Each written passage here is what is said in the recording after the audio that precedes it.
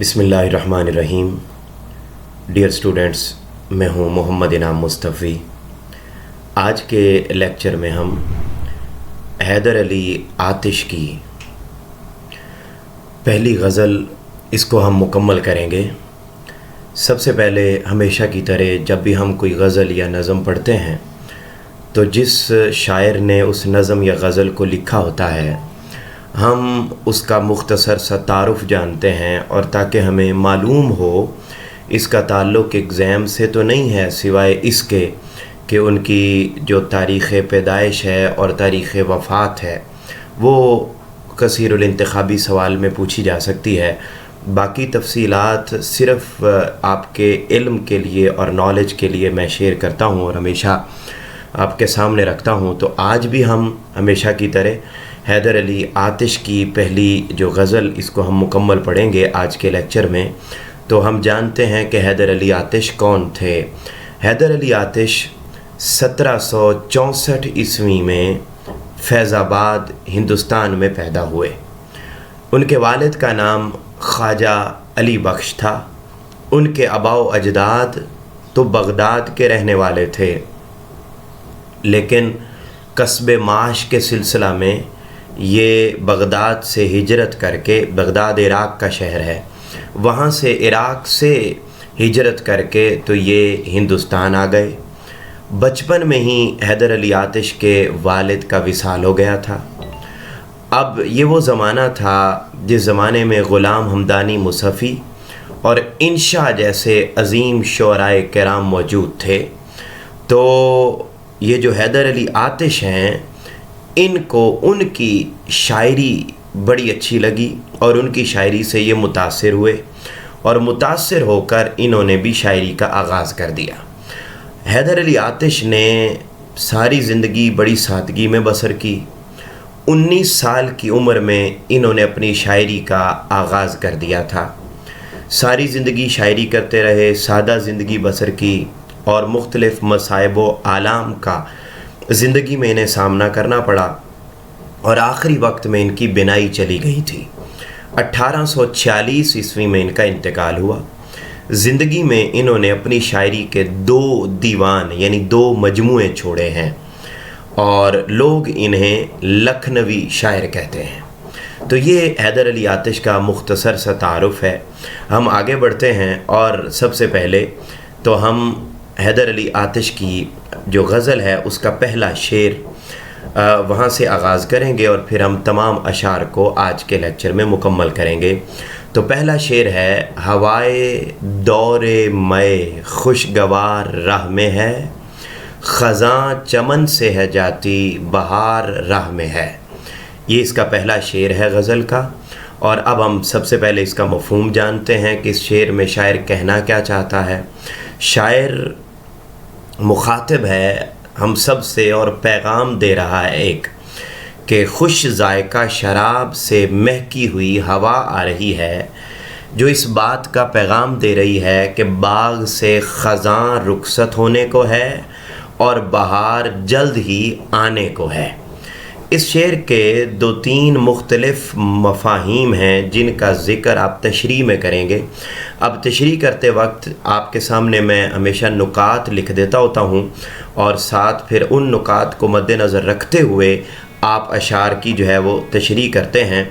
तो मैं अभी आपके सामने जो ये शेर है जिसका ज़िक्र हमने किया कि हवाए दौरे मय खुशगवार राह में है, कि खुश जायका अच्छी शराब से हवा आ रही है, महक यानी अच्छी शराब ये पैगाम दे रही है, अच्छी शराब महक कर ये पैगाम दे रही है, उसमें से अच्छी खुशबू ये पैगाम दे रही है कि ख़ज़ां का मौसम ख़त्म होने वाला है और बहार का मौसम आने वाला है।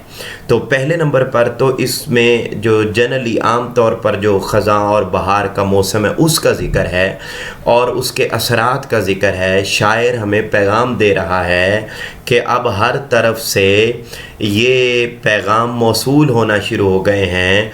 कभी मैं शराब को देखता हूँ, कभी मैं पौधों को देखता हूँ, कभी दरख्तों को देखता हूँ, कभी मुख्तलिफ़ बाग़ों को देखता हूँ, कभी मैं ओवरऑल नज़ारा करता हूँ, तो مجھے یہ پیغام ملتا ہے کہ بہار کا موسم آنے والا ہے، کیونکہ جب بہار کا موسم آتا ہے تو پھول کھلتے ہیں، لوگ حشاش بشاش ہوتے ہیں، لوگوں کا آنا جانا ہوتا ہے، لوگوں کے چہروں پر رونق آتی ہے، لوگ زندگی کے شب و روز گزارنا بڑا اچھا محسوس کرتے ہیں، تو وہ اس خوشی کا اظہار کر رہا ہے کہ اچھے دن آنے والے ہیں، بہار کے دن آنے والے ہیں، اور یہ جو خزاں کا موسم ہے، یہ پریشانیوں کا موسم ہے، مشکلات کا موسم ہے، یہ ختم ہونے والا ہے۔ تو وہ بہار کے موسم ہی کی بات کر رہا ہے۔ پہلا مفہوم تو اس کا یہ ہے۔ دوسرا مفہوم اس میں یہ ہے کہ شاعر اشاروں اور کنایوں میں بات کر رہا ہے، اور وہ یہ کہنا چاہتا ہے کہ اے انسان، کوئی بات نہیں، پریشان ہونے کی ضرورت نہیں۔ اگر ابھی زندگی میں مشکلات ہیں، پریشانیاں ہیں، تو یہ پریشانیاں ختم ہو جائیں گی، اور زندگی کی پریشانیاں، زندگی کے برے دن یہ ختم ہو جائیں گے، اور اس کے بعد تمہاری زندگی میں اچھے دن آ جائیں گے۔ ان مع العسر یسرا، بے شک تنگی کے بعد آسانی آ جاتی ہے۔ تو یعنی بڑے دھیان سے سمجھیے بات کو۔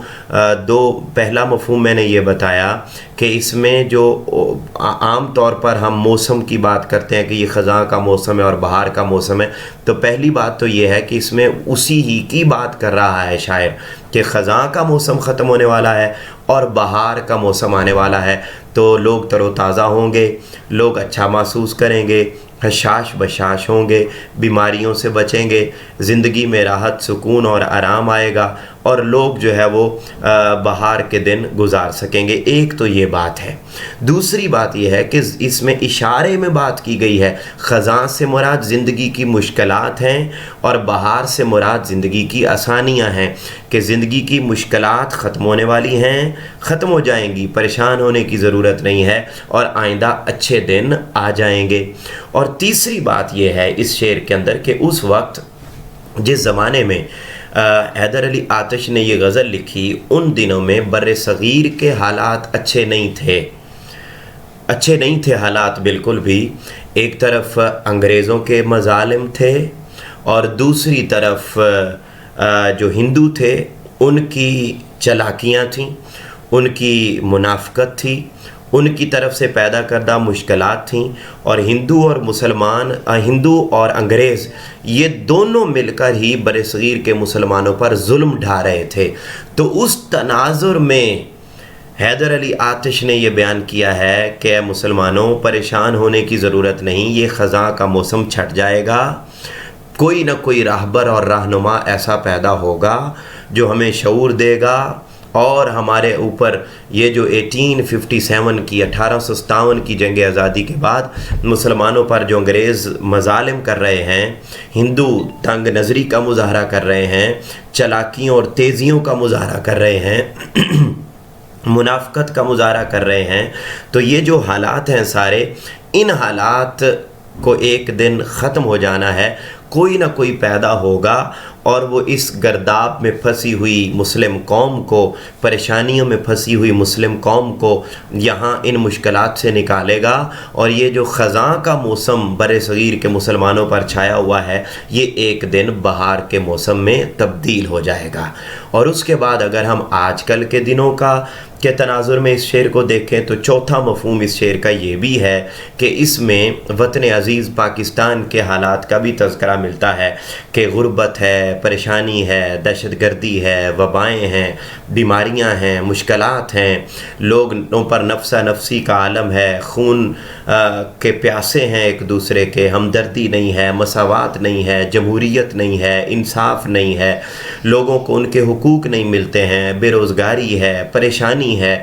تو یہ جو پریشانی کے دن ہیں، انشاءاللہ ایک نہ ایک دن یہ حالات بہتر ہوں گے، اور پوری پاکستانی قوم پر یہ جو خزاں کا موسم چھایا ہوا ہے، یعنی اشاروں کنایوں میں بات کر رہا ہے کہ یہ جو خزاں کا موسم چھایا ہوا ہے، یہ خزاں کا موسم چھٹ جائے گا، اور بہار کا موسم یعنی اچھے دن آ جائیں گے، اور جن مقاصد کے لیے قائد اعظم محمد علی جناح نے پاکستان بنایا تھا، وہ مقاصد ایک دن ہم ضرور حاصل کرنے میں کامیاب ہو جائیں گے۔ تو ڈیئر اسٹوڈنٹس یہ 4 مختلف طریقے کے مفہوم ہیں اور نکات ہیں جن کو آپ تشریح کے اندر شامل کریں گے، اور اس طریقے سے اس کی تشریح مکمل ہوگی۔ اس میں جو ریلیونٹ اشعار، جو متعلقہ اشعار آپ لکھ سکتے ہیں وہ بھی آپ کے سامنے ہیں۔ لائک جب آپ سب سے پہلے بہار کے موسم کی بات کریں گے تو اس وقت آپ شعر لکھ سکتے ہیں، چلتے ہو تو چمن کو چلیے، کہتے ہیں کہ بہاراں ہے، پات ہرے ہیں، پھول کھلے ہیں، کم کم باد و باراں ہے۔ اور دوسرا شعر جب آپ زندگی کی مشکلات اور اس کے بعد آسانیوں کا ذکر کریں گے تو آپ لکھ سکتے ہیں کہ وقت اچھا بھی آئے گا ناصر، غم نہ کر زندگی پڑی ہے ابھی۔ اور پھر ان مع العسر یسرا کہ مشکلات کے بعد آسانیاں آتی ہیں، تو اس پر جب آپ بات کریں گے تو آپ یہ شعر اس شعر کی تشریح میں لکھ سکتے ہیں کہ آنے والی خوشیوں کا احساس تو ہے، ہر انسان کے پاس یہی ایک آس تو ہے۔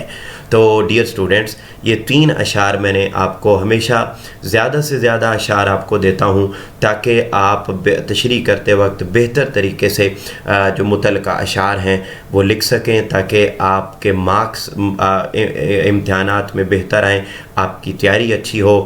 جتنے آپ حوالہ جات دیں گے آپ کی تشریح میں مارکس اتنے ہی زیادہ بہتر آئیں گے۔ آگے بڑھتے ہیں دوسرے شعر کی طرف۔ دوسرے شعر میں حیدر علی آتش کہتے ہیں کہ عدم کے کوچ کی لازم ہے فکر ہستی میں۔ یہ حیدر علی آتش کی پہلی غزل کا دوسرا شعر ہے۔ عدم کے کوچ کی لازم ہے فکر ہستی میں، نہ کوئی شہر نہ کوئی دیار راہ میں ہے۔ عدم سے مراد یہاں آخرت ہے اور فنا ہے، یعنی ہم نے ایک دن ختم ہو جانا ہے، آخرت میں چلے جانا ہے، مر جانا ہے۔ تو شاعر ہمیں فکر آخرت کی بات کرتا ہے، اور شاعر کہتا ہے اے نوجوان، اے طالب علم، اے انسان، اے مسلمان، دیکھو تم نے ایک دن مر جانا ہے اور تو نے اپنا سفر آخرت کرنا ہے، لہٰذا تمہیں یہ چاہیے کہ اپنی زندگی میں ہی سفر آخرت کی تیاری کر لے، کیونکہ اس سفر کے دوران کوئی شہر یا کوئی بستی نہیں آتی۔ ہوتا یہ ہے کہ عام طور پر جب ہم ایک شہر سے دوسرے شہر کی طرف سفر کرتے ہیں تو رستے میں مختلف ایسی جگہیں آتی ہیں جہاں پر قیام و طعام ہوتا ہے، یعنی تھوڑی دیر کے لیے گاڑی رکتی ہے، رستے میں پوائنٹس آتے ہیں، ایسے جگہیں آتی ہیں جہاں پر آپ تھوڑا فریش ہوتے ہیں، آپ تھوڑا کھا پی سکتے ہیں، اپنا زاد راہ لے سکتے ہیں۔ اور لیکن یہ جو آخرت کا سفر ہے، جب انسان فوت ہو جاتا ہے اور اسے قبر میں اتار دیا جاتا ہے اور اس کے بعد ایک لمبا سفر قیامت کے آنے تک اس نے تنہا طے کرنا ہے، اور ایسا سفر ہے جس میں کوئی بھی ایسا شہر نہیں ہے، کوئی بھی ایسی بستی نہیں ہے، کوئی بھی ایسی جگہ نہیں ہے جہاں وہ رکے اور رک کر اپنا زاد راہ سامان سفر لے سکے۔ وہ تنہا زندگی وقت گزارنا ہے اور بغیر ساز و سامان کے گزارنا ہے اور صرف سفر ہی کرنا ہے، ایک لمبا وقت انتظار میں گزارنا ہے۔ تو ہاں، اب جب لمبا سفر کرنا ہوتا ہے، یعنی اگر کوئی انسان ہے اس کو معلوم ہے کہ بھئی میرا 15 گھنٹے کا سفر ہے یا میرا 15 دن کا سفر ہے اور رستے میں کوئی جو ہے وہ سٹے پوائنٹ بھی نہیں ہے، تو وہ کیا کرے گا؟ وہ گھر سے سامان لے کر نکلے گا، وہ گھر سے چیزیں لے کر نکلے گا اور لے کر نکلے گا تاکہ 15 دن 20 دن جتنے دنوں کا سفر ہے اتنے دنوں کے سفر میں وہ ساری چیزیں اس کے کام آ سکیں اور وہ زندہ رہ سکے۔ اب جب یہ آخرت کا سفر ہے، مرنے کے بعد قیامت تک، اس کے لیے بھی زاد راہ چاہیے، سامان سفر چاہیے۔ وہ سامان سفر نیک اعمال ہیں۔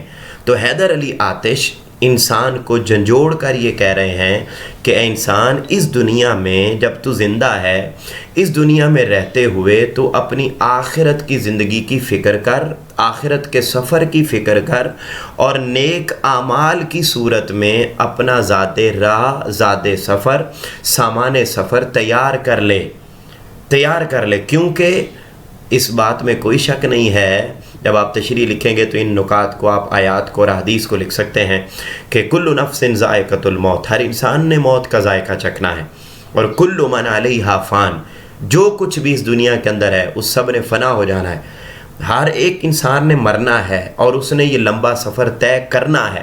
جب لمبا سفر طے کرنا ہے تو پھر ہر صورت ضروری ہے کہ وہ اس دنیا کے اندر رہ کر نیک اعمال کر کے اپنا آخرت کا سامان سفر تیار کر لے، کیونکہ رستے میں کوئی بھی ایسی جگہ نہیں ہے جہاں پر وہ رک کر تو دوبارہ نیک اعمال حاصل کر لے، نہیں، بس وہی کچھ ہے جو نیک اعمال، وہی ساز و سامان ہے اس کا لمبے سفر کا، جو دنیا میں رہ کر وہ نیک کام کر کے، نیک اعمال کر کے وہ اپنا ذات راہ تیار کر لے گا، اسے دوبارہ موقع نہیں دیا جائے گا۔ اسی لیے تاجدار کائنات صلی اللہ علیہ وسلم نے اس دنیا کی حقیقت کو بیان کرتے ہوئے فرمایا کہ اس دنیا کی حقیقت اگر اللہ کے نزدیک ایک مکھی کے پر جتنی بھی ہوتی تو اللہ کبھی کسی کافر کو یہ دنیا عطا نہ کرتا۔ یہ دنیا بے وقت چیز ہے، لہذا اس کی طرف ہمیں نہیں جانا چاہیے، ہمیں اپنی آخرت کی فکر کرنی چاہیے۔ تاجدار کائنات صلی اللہ علیہ وسلم نے مومن کی شان کو بیان کرتے ہوئے فرمایا کہ دنیا مومن کا قید خانہ ہے اور کافر کے لیے یہ دنیا جنت ہے۔ یعنی کافر اس دنیا کو ہی سب کچھ سمجھتا ہے، لیکن نہیں، مومن کو ایسا نہیں کرنا۔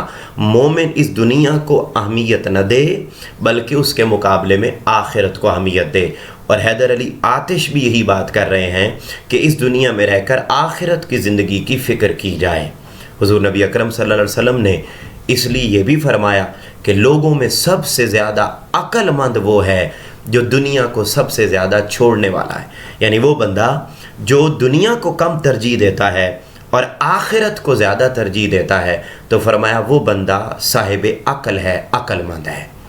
اس شعر کی تشریح میں آپ یہ قرآنی آیات اور احادیث لکھیں گے اور فکر آخرت کی بات کریں گے، اور ساتھ جو ہے یہ بات اس کے اندر سمجھائی گئی ہے کہ ہمیں دنیا کے مقابلے میں آخرت کی فکر کرنی چاہیے۔ اور اس میں آپ متعلقہ اشعار میں آپ یہ لکھ سکتے ہیں کہ نہ گورے سکندر نہ ہے قبر دارا، مٹے نامیوں کے نشاں کیسے کیسے۔ بڑے بڑے نامور لوگ آئے، وہ مٹ گئے، ہم کیا چیز ہیں، ہم نے بھی ایک دن ختم ہو جانا ہے، مر جانا ہے، لہذا آخرت کی فکر ہمیں ضرور کرنی ہے۔ جوانی میں عدم کے واسطے سامان کر غافل، کہتا ہے غافل انسان اپنی جوانی کی زندگی میں عدمین آخرت کی تیاری کر۔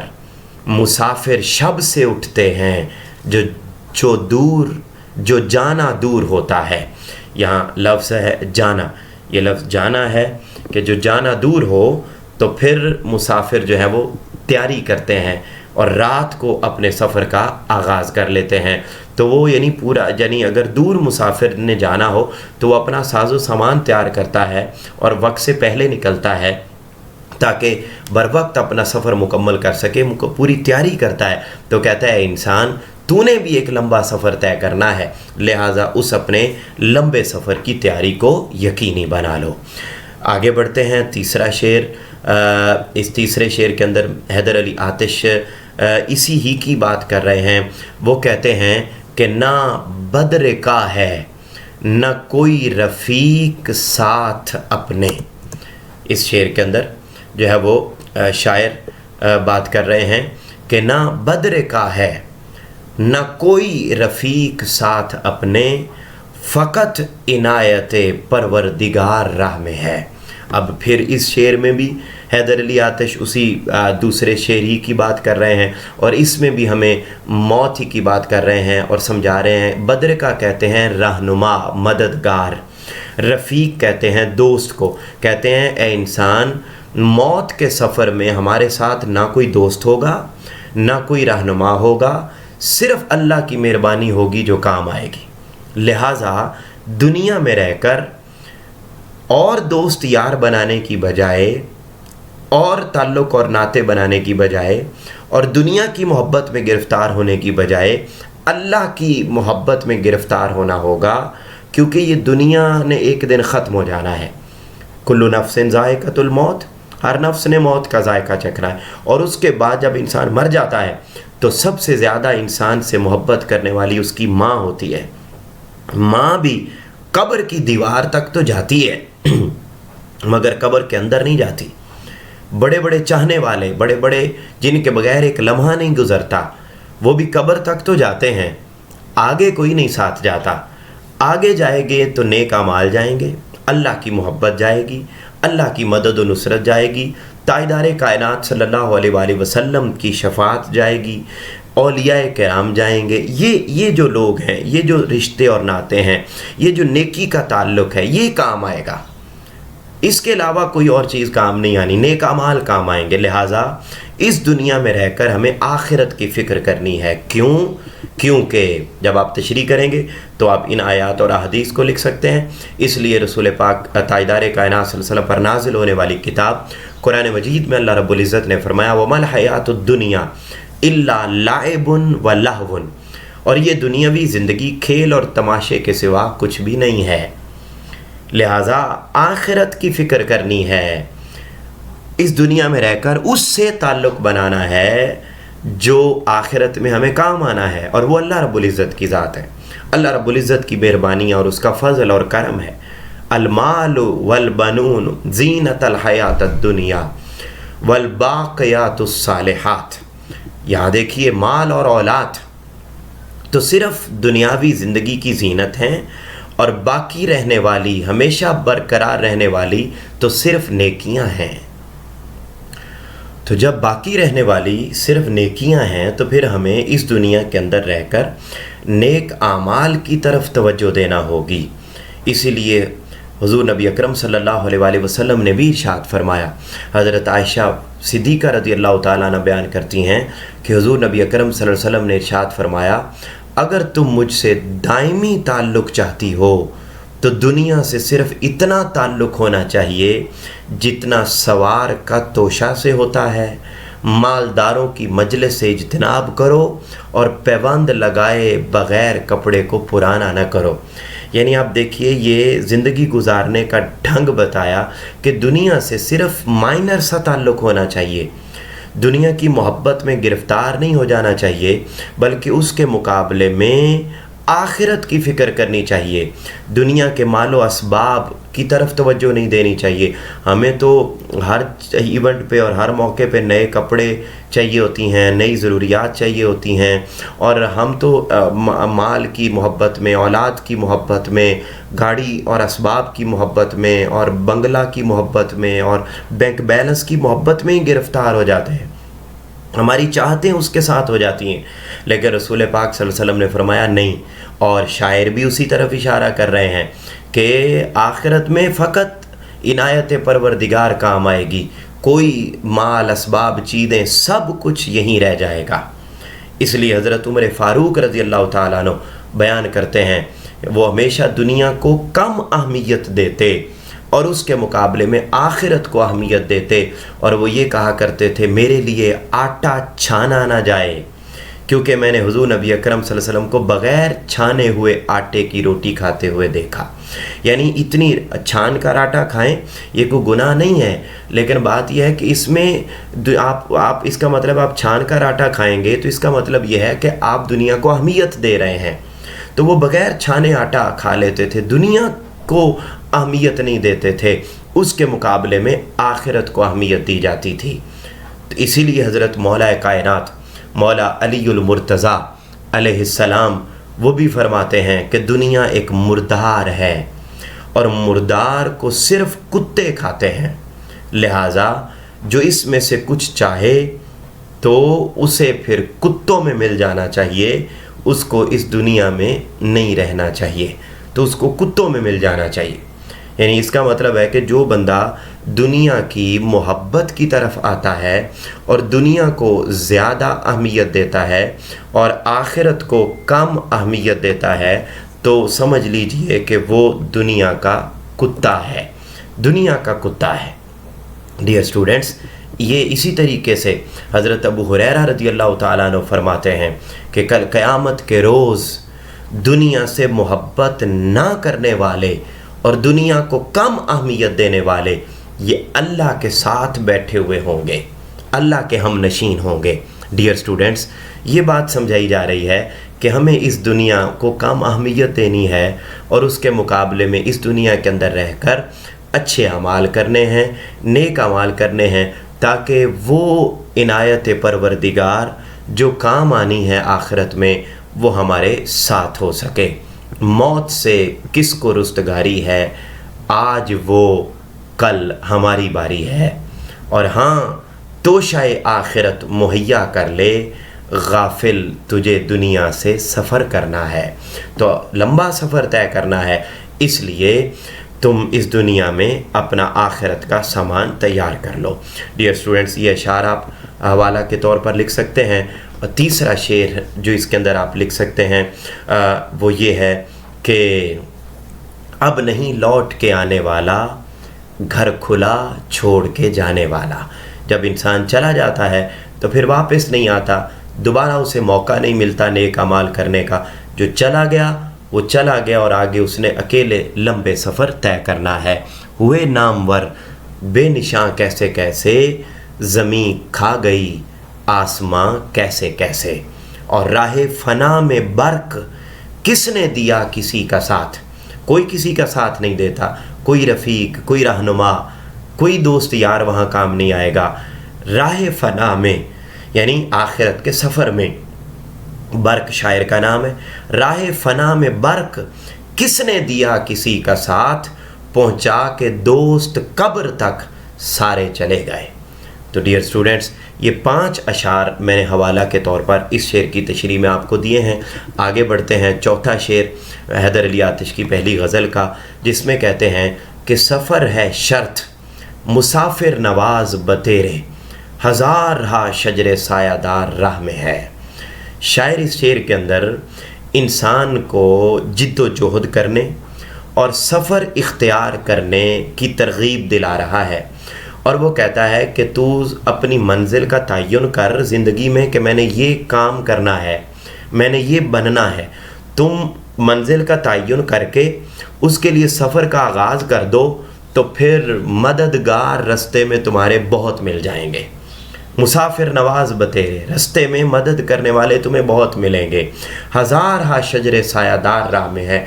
इंसान जब सफ़र तय करता है तो देखिए ना, रस्ते में उसको सफ़र तय करता है। अगर हम नॉर्मली आम सफ़र की बात भी करें तो सफ़र तय करता है तो रस्ते में उसे क़याम ताम की जगह मुयस्सर आती हैं, कहीं उसे कोई किसी भी एतबार से उसको मंजिल तक पहुंचाने के लिए उसको गाड़ी मुयस्सर आ जाती है, उसको टिकट देने वाले मुयस्सर आ जाते हैं, उसको रास्ते में उसकी जिस्मानी ज़रूरियात को पूरा करने वाले आ जाते हैं, तां आके वो अपनी मंजिल तक पहुंच जाता है।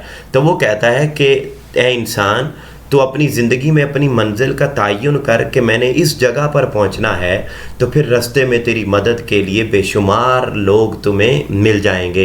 कहीं असातिज़ा की सूरत में रहनुमाई करने वाले मिलेंगे, कई वालिदैन की सूरत में रहनुमाई करने वाले मिलेंगे, कई दोस्त यार अच्छे मजलिस वाले, अच्छे कंपेनियंस, तेरे साथी तेरी मदद को आएंगे। तो इंसान के लिए लाजिम है कि सफ़र इख्तियार करे, उसे रास्ते में हज़ार हा मददगार और सायादार दरख्त ज़रूर मिलेंगे। ऐसा नहीं होता, अल्लाह रब्बुल इज़्ज़त कभी भी किसी को तन्हा नहीं छोड़ता। बस अच्छी नीयत के साथ अगर इंसान अपनी मंजिल का तयन कर ले और उसके लिए सफ़र शुरू कर दे तो फिर उसको मदद करने वाले मिल जाया करते हैं। और हिम्मत मर्दा मदद खुदा, इंसान अगर मेहनत करने वाला और अपनी मंजिल का तयन करके चलने वाला शुरू हो जाए तो फिर अल्लाह रब्बुल इज़्ज़त उसको बिल आखिर अपनी मंजिल तक पहुंचा ही देता है। तो इस शेर के अंदर शायर हमें मोटिवेट कर रहा है, हमें पैगाम दे रहा है कि तू सफ़र कर, फिर देख तेरे लिए गैब से भी मदद आना शुरू हो जाएगी। क्योंकि ताजदार कायनात सल्लल्लाहु अलैहि वसल्लम ने फरमाया, मन जद्दा वाजदा, जिसने मेहनत की उसने पा लिया। अब इस शेर के अंदर मेहनत की अज़मत के बारे में बात, तो मेहनत कर तो फिर देख हर सूरत तेरी मदद करने के लिए बेशुमार लोग तुम्हें मुयस्सर होंगे और तू एक दिन अपनी मंजिल को पहुंच जाएगा। क्यों? अल-कासिब हबीबुल्लाह, मेहनत से काम करने वाले का अल्लाह दोस्त होता है। यानी जो अपनी मंजिल का तयन कर लेता है और फिर उसके लिए मेहनत करना शुरू कर देता है तो अल्लाह रब्बुल इज़्ज़त उस बंदे को अपना दोस्त बना लेता है। तो शायर हमें اپنے منزل کے تعین اور پھر اس کے لیے سفر شروع کرنا اور ٹکا کے محنت کرنا اور شدید محنت کرنا، اس پر ہمیں ترغیب دے رہا ہے اور ہمیں کہہ رہا ہے کہ تو مدد کر، اللہ رب العزت کی غیب کی مدد اور غیب کی جو توفیقات ہیں وہ تیرے ساتھ شامل ہو جائیں گی اور بالآخر تو سفر کرتے کرتے اپنی منزل پر پہنچ جائے گا۔ ہمت کرے انسان تو کیا ہو نہیں سکتا، ہمت کرے انسان تو کیا ہو نہیں سکتا، وہ کون سا عقدہ ہے جو واہ ہو نہیں سکتا۔ جب انسان ہمت کرتا ہے تو پھر اللہ رب العزت ساری مشکلات کو دور کر دیتا ہے۔ ان مع العسر یسرا، بے شک مشکلات کے بعد آسانی آ جایا کرتی ہے، اور چھو ہی لیتے ہیں منزل کو آخر قدم، کٹ ہی جاتا ہے یارو سبھی کا سفر۔ جب انسان سفر شروع کر دیتا ہے، منزل پر پہنچنے کا آغاز کر دیتا ہے، تو پھر بالآخر وہ اپنی منزل پر پہنچ ہی جایا کرتا ہے۔ ڈیئر اسٹوڈنٹس، یہ چوتھا شعر تھا۔ آگے بڑھتے ہیں پانچویں شعر کی طرف، جس میں بھی شاعر اسی ہی مفہوم کو بیان کر رہا ہے، اور وہ کہتا ہے کہ مقام تک ہم اپنے پہنچ ہی جائیں گے، مقام تک بھی ہم اپنے پہنچ ہی جائیں گے، خدا تو دوست ہے دشمن ہزار راہ میں ہیں۔ وہ کہتا ہے دیکھیے، جو بندہ محنت کرتا ہے نا، اس کے ساتھ اللہ کی مدد ہوتی ہے، اللہ کی مدد ہوتی ہے۔ دشمن ہوتے ہیں، مگر جس بندے کے ساتھ اللہ ہو جائے اس کا دشمن کچھ بھی بگاڑ نہیں سکتے۔ لہٰذا اے انسان، اے نوجوان، تمہیں محنت کرنا ہوگی اور اپنی زندگی میں اپنی منزل کا تعین کر کے اس منزل تک پہنچنے کی جد و جہد کرنا ہوگی، کیونکہ منزل تک پہنچنے والے کی جد و جہد میں اللہ شریک ہو جاتا ہے۔ اگرچہ ہمارے راستے میں ہزاروں دشمن موجود ہیں، مگر خدا تو حامی و ناصر ہے، لہٰذا ہم اپنی منزل مقصود پر پہنچ جائیں گے۔ جب آپ اس کی تشریح کریں گے تو آپ ان قرآنی آیات کا اور حدیث کو لکھ سکتے ہیں۔ اللہ رب العزت قرآن مجید میں اسی لیے فرماتے ہیں کہ جو لوگ ہمارے حق میں جد و جہد کرتے ہیں، ہم ان کے لیے کامیابی کے راستے کھول دیتے ہیں۔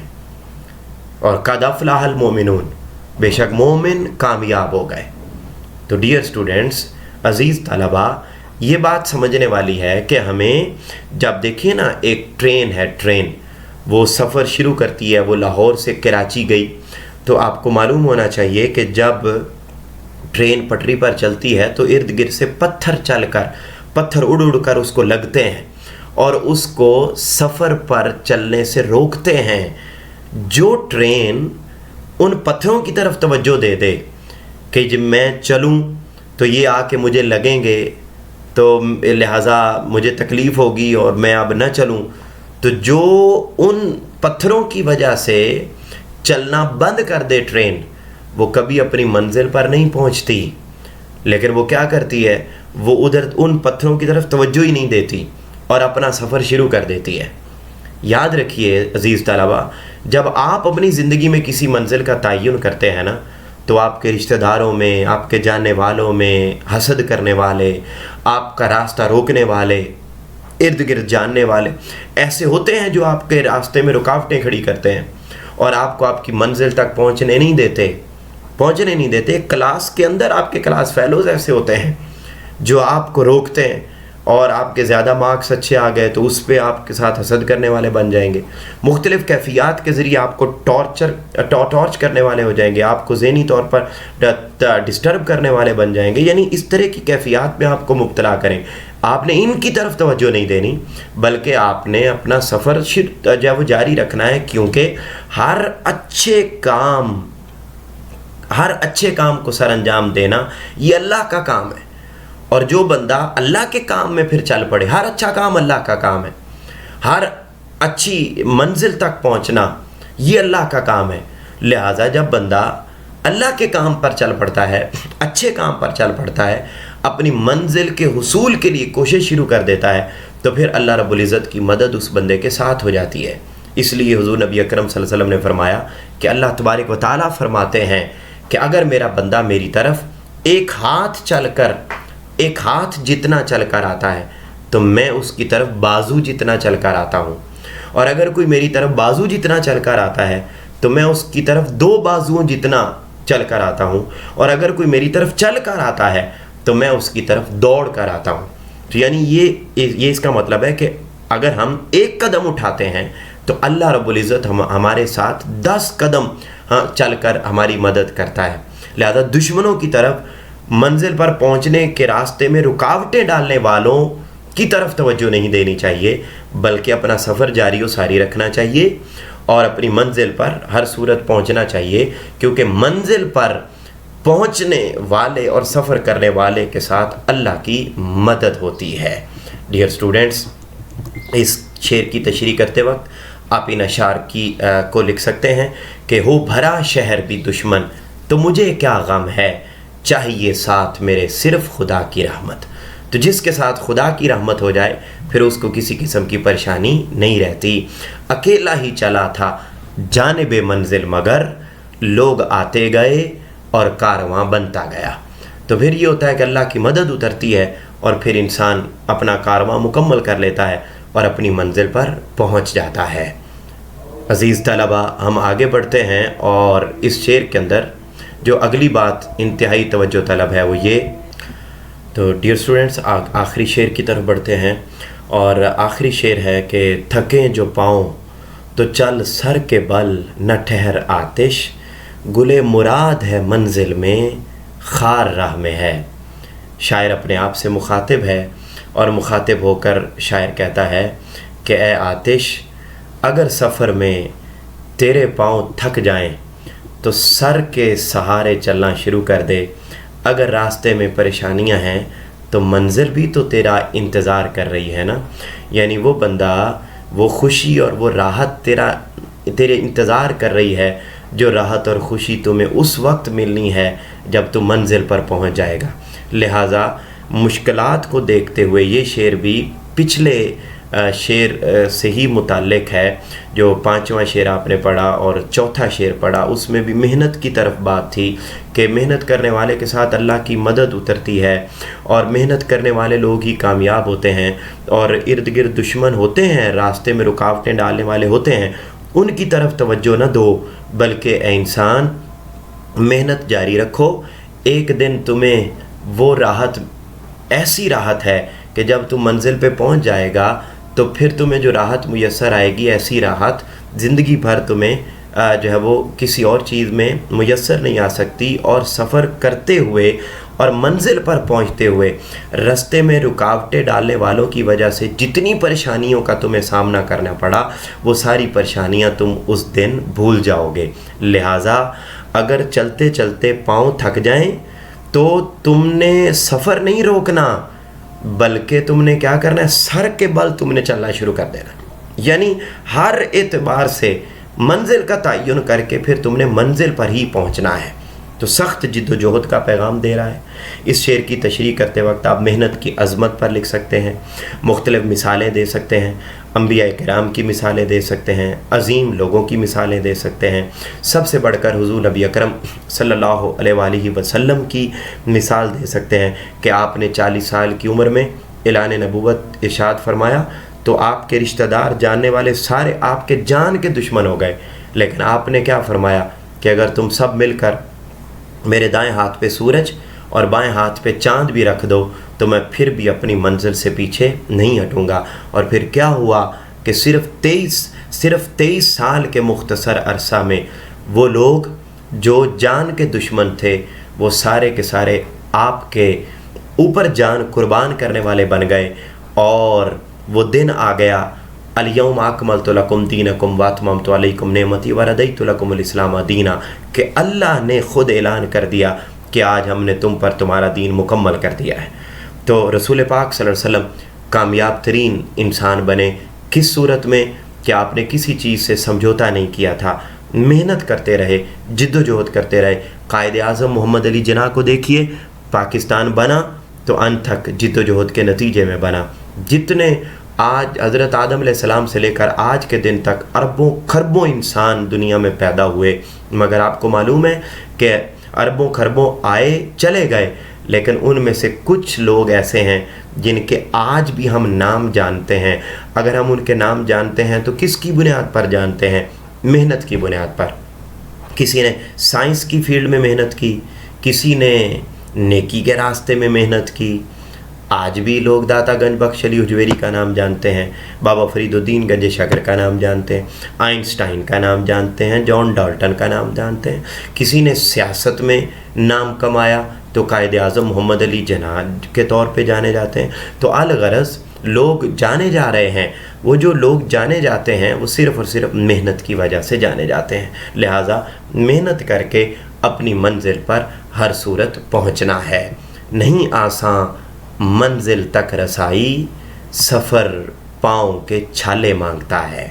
और चलने वाले निकल गए हैं, जो ठहरे ज़रा कुचल गए हैं। और नहीं है ना उम्मीद इकबाल अपनी किश्ते वीरां से, ज़रा नम हो तो ये मट्टी बड़ी ज़रख़ेज़ है साकी। अगर इंसान मेहनत करने वाला हो जाए, नाउमीदियों को छोड़ दे, परेशानियों को छोड़ दे और अपनी मंजिल का तयन करके मंजिल पर नज़र रख के अपना सफ़र जारी व सारी रखे, तो अल्लाह रब्बुल इज़्ज़त उसको हर सूरत कामयाब करते हैं और वो अपनी मंजिल पर पहुंच जाया करता है। डियर स्टूडेंट्स, मुझे उम्मीद है आपको समझ आ गई होगी। ये पूरी गज़ल है जो मैंने आपके सामने रखी है, इसको अच्छे तरीके से याद कीजिए और इन अशार को याद कीजिए जो हवाला शेर के तौर पर आपके साथ जो मैंने बयान किए हैं। और एक गज़ल के अशार की तशरीह अलग अलग लिखनी होती है और 1 से 1.5 सफ़े के अंदर एक शेर की तशरीह लिखनी होती है। अपने घर वालों का ख्याल रखिए। इंशाअल्लाह आपसे मुलाकात होगी अगले लेक्चर में। तब तक के लिए अल्लाह हाफ़िज़।